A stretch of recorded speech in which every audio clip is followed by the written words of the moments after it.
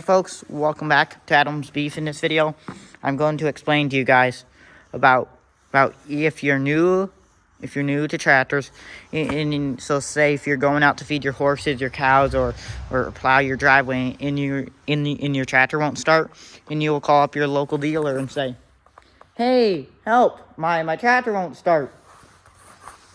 Number one, it actually can either be because that your diesel gelled up, and you might be thinking, but I've never had that with actually my car. Diesel gels, guys, like gel. It like gels up when it's cold. And then how's this tractor here is a diesel, DIESEL. So we will be putting in some of this stuff here.